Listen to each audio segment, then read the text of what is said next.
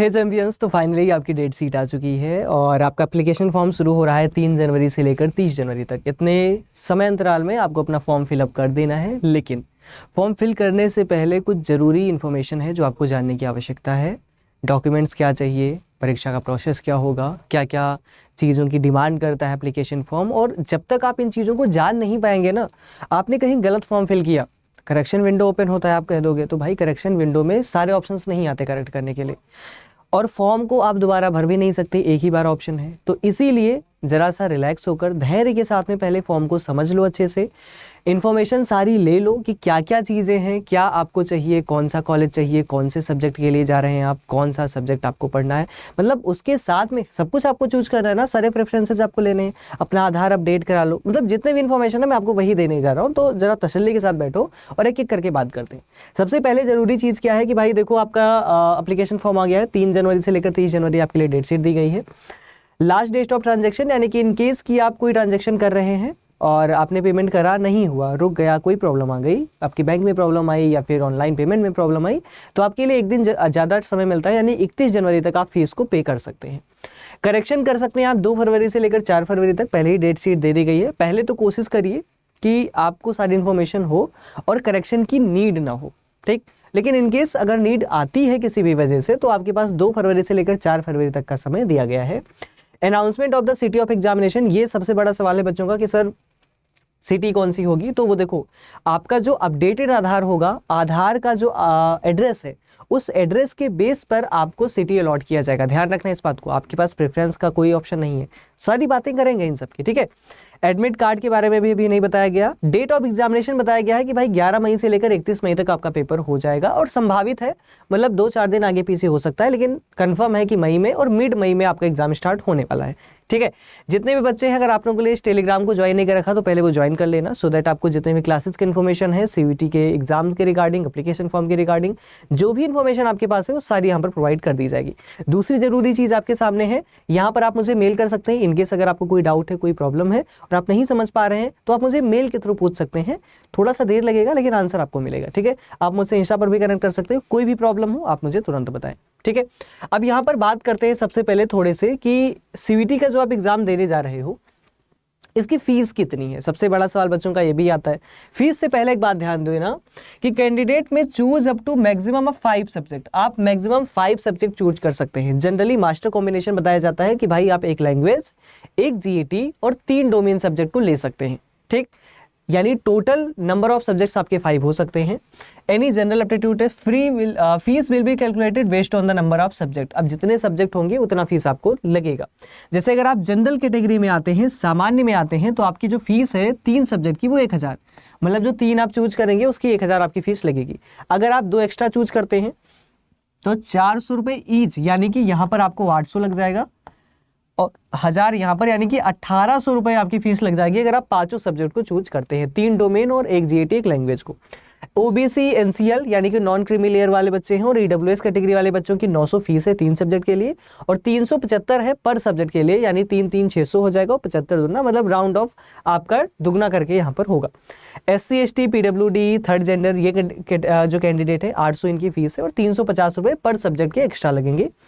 Centre outside of India, अगर जितने बच्चे हैं जो फॉरेन के हैं, जो सीवीटी एग्जाम देना चाहते हैं, हमारे BHU JNU और ड्यू जैसे कॉलेजेस में एडमिशन चाहते हैं, तो भाई 4500 रुपये आपकी फीस होती है जनरली 3 सब्जेक्ट के लिए, और बाकी एडिशनल के लिए 1800 रुपये पर सब्जेक्ट के लिए आपकी फीस होती है। तो पहले फीस स्ट्रक्चर अच्छे से समझ लीजिए। The candidate should apply for CUT UG through the online mode only. The application form in any mode shall not be accepted. अगर आपको लगे कि एप्लीकेशन फॉर्म को आप कॉपी पेन से फिल करके सबमिट कर देंगे, पोस्ट कर देंगे तो आपका काम हो जाएगा, नहीं, आपका फॉर्म केवल ऑनलाइन भरा जाएगा। सबसे ज़रूरी चीज़, जैसे कि आपका पेपर केवल ऑनलाइन होगा, ऑफलाइन नहीं होगा, ध्यान रखना, ठीक है।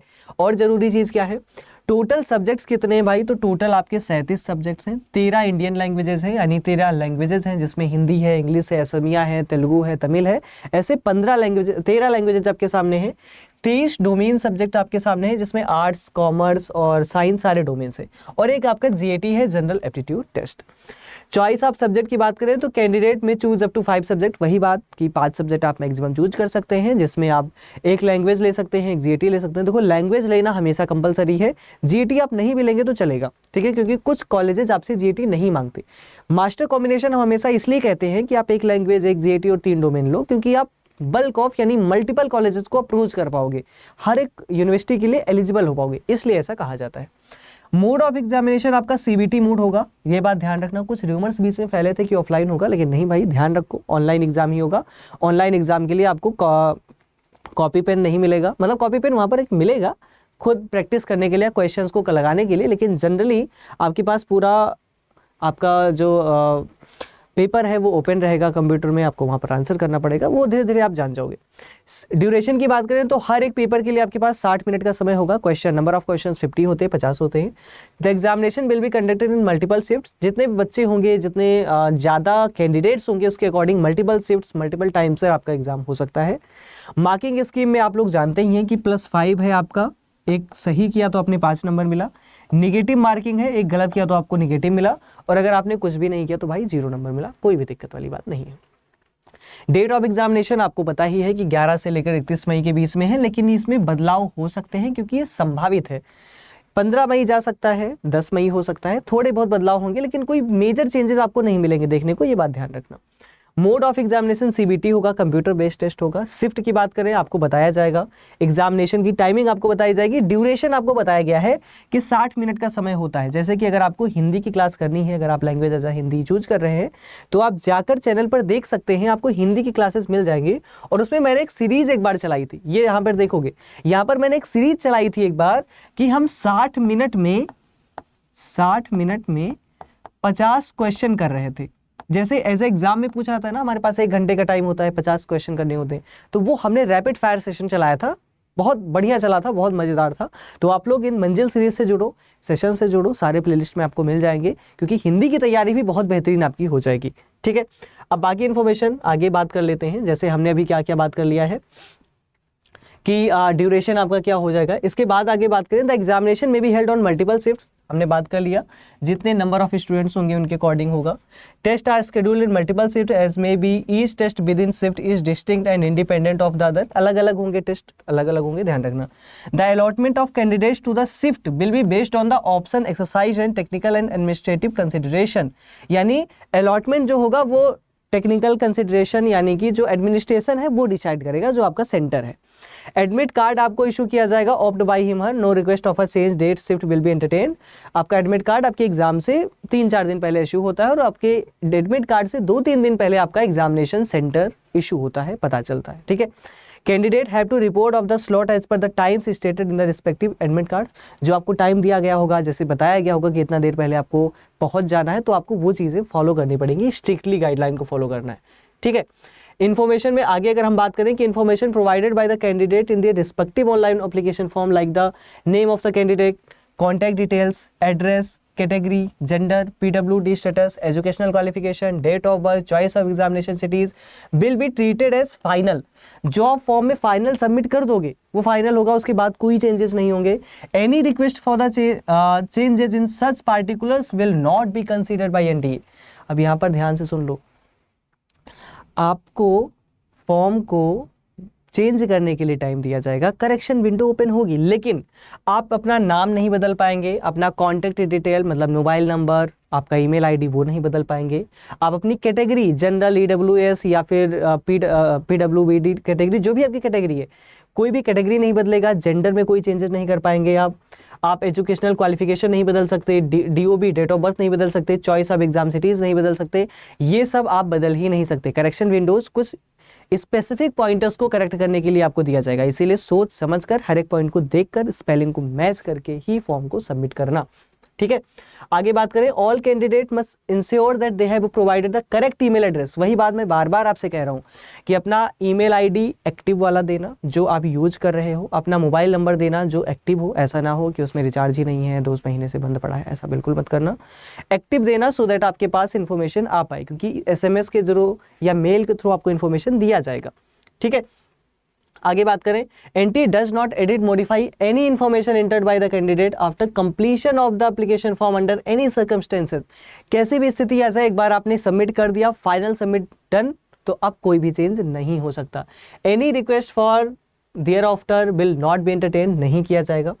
The entire application process is online including uploading scanned images. आपको फोटो इमेज अपलोड करना है, आपको फॉर्म सबमिट करना है, फीस पेमेंट करना है, प्रिंट करना है, एडमिट कार्ड लेना है, एग्जामिनेशन सिटी पता करनी, सब कुछ ऑनलाइन होगा, कुछ भी ऑफलाइन नहीं होगा, और आपका एग्जाम भी ऑनलाइन मोड में ही होगा। यही बात कही जा रही है। यहाँ पर मैंने आप लोगों को बता दिया, जितने बच्चे हिंदी विषय की पढ़ाई करते हैं, मेहनत करते हैं, हिंदी को एज अ लैंग्वेज चूज कर रहे हैं, डेफिनेटली आप क्लासेस में जुड़ सकते हो। डेली हर दिन प्रतिदिन 2 बजे से लेकर 3 बजे तक हमारी क्लासेस चलती हैं, तो इसको आप ज्वाइन करिए और अपनी तैयारी को बेहतरीन करिए, क्योंकि यही अगले आने वाले 127 दिन, जी बिल्कुल सही सुना आपने, आज से लेकर 4 जनवरी से लेकर 11 मई तक के बीच की जो दिन है आपके पास, वो 127 दिन है, यानी कि 4 महीने 7 दिन आप जोड़ कर देख सकते हैं। और इस 4 महीने 7 दिन में डिसाइड हो जाएगा कि आपकी आगे वाली ज़िंदगी कैसी होने वाली है, क्योंकि एक बढ़िया कॉलेज ज़िंदगी बढ़िया करेगा और एक बेकार कॉलेज आपकी ज़िंदगी ख़राब करेगा, करियर ख़राब करेगा, ध्यान रखना, ठीक है। इसके अलावा जितने बच्चे हैं जो हमारे बैचेस में एनरोल होना चाहते हैं, डेफिनेटली आप इस कोड का यूज कर सकते हैं। अगर आप लैंग्वेज और जीएटी में ऐड होना चाहते हैं, मतलब लैंग्वेज और जीएटी को लाइव बैच में एनरोल करना चाहते हैं, आर्ट्स डोमेन के हैं, साइंस डोमेन के हैं, किसी के भी हैं, सीयूटी यूजी हिंदी मीडियम में अगर आप एनरोल कर सकते हैं। आपको कोड यूज करना है ABHAY, और स्पेसिफिक और कोई इन्फॉर्मेशन है जो आपको चाहिए तो डेफिनेटली आप मुझे इस पर मेल कर सकते हैं abhay.mshra@adda24/7.com। और कहीं कोई भी परेशानी हो, कोई भी समस्या हो, डेफिनेटली कमेंट बॉक्स में आप बता सकते हैं। उम्मीद है आपको सारी चीज़ें समझ में आ गई होंगी, और एग्जाम से स्पेसिफिक जितने भी डाउट्स थे मैंने उम्मीद है क्लियर कर दिए होंगे। ये रहा आपका लैंग्वेज का बुक हिंदी का, तो जितने बच्चे लेना चाहें वो भी ले सकते हैं, बस आपको कोड यूज करना है किसी भी चीज़ के लिए ABHAY, ठीक है। इसी के साथ उम्मीद है आपको इन्फॉर्मेशन अच्छी लगी होगी। सेशन को शेयर कर देना, सभी दोस्तों तक पहुंचा देना। मिलता हूं हम सभी से अगली कक्षाओं में, तो तक के लिए बाय बाय, टेक केयर, अपना ध्यान रखिए और पढ़ाई करते रहिए।